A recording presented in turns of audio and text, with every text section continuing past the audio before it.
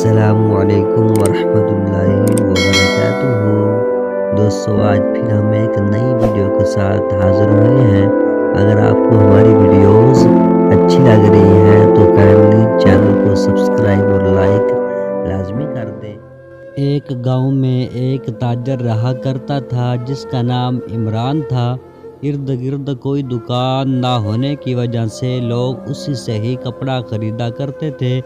بعض اوقات اس کو ارد گرد کے گاؤں میں خود ہی جانا پڑتا تھا۔ کوئی دکان نہ ہونے کی وجہ سے وہ کپڑا بیچنے جا ہی رہا تھا تو اس کو تھکاوٹ ہو گئی اور وہ ایک درخت کے نیچے لیٹ گیا۔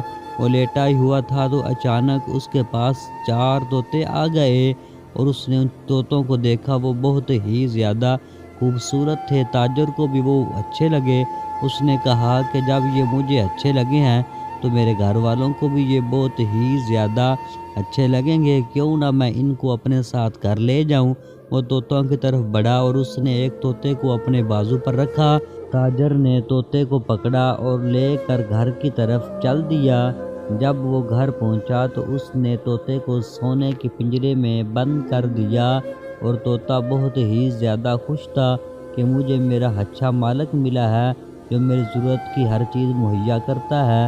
تاجر کے گھر والے، اس کی بیوی اور اس کی بیٹی جو تھی وہ بہت ہی زیادہ اچھی تھی اور طوطے کے ساتھ وہ باتیں کرتی تھی اور بہت ہی جلد طوطے نے باتیں کرنا شروع کر دیا۔ تاجر نے کام کے لیے گاؤں سے باہر جانا تھا تو اس نے کہا کہ میں طوطے سے مل لوں۔ وہ طوطے کے پاس آیا اور کہا کہ میں گاؤں سے باہر جا رہا ہوں کام کے لیے اور میں نے وہاں سے گزرنا ہے جہاں پر تمہارے رشتہ دار ہیں، اگر بتاؤ کوئی کام ہے تو میں ان کو بتا دوں۔ تو طوطے نے کہا کہ بس تم ان سے اتنا کہنا کہ میں خوش ہوں اور سونے کے پنجرے میں رہتا ہوں۔ تاجر گھر سے نکلا اور وہیں پر آ کر لیٹ گیا جہاں پر اس کو وہ طوطے ملے تھے۔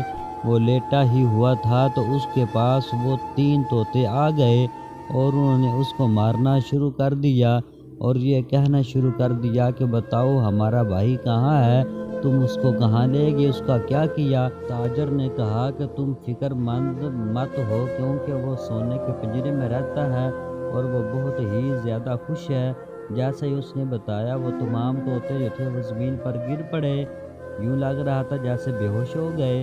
اس نے ہاتھ لگا کر ان کو دیکھا لیکن ان میں سے کوئی بھی نہ اٹھا۔ تاجر پریشان کہ پتہ نہیں ان کو ہوا کیا ہے۔ تاجر گھر کی طرف چل دیا۔ جب تاجر گھر پہنچا تو اس نے یہ سارا معاملہ جو تھا وہ طوطے کو بتایا۔ جیسے ہی طوطے کو بتایا وہ خود طوطا جو تھا وہ بے ہوش ہو گیا اور تاجر پریشان کہ ان کو ہو کیا رہا ہے۔ میں نے ان کو بات بتائی وہ بھی بے ہوش ہو گئے، میں نے اس کو بات بتائی یہ بھی بے ہوش ہو گئے، ماجرا کیا ہے مجھے کیوں کچھ سمجھ نہیں آ رہا۔ تھوڑی ہی دیر کے بعد جب طوطا ہوش میں آیا تو اس نے پوچھا کیا ہوا ہے؟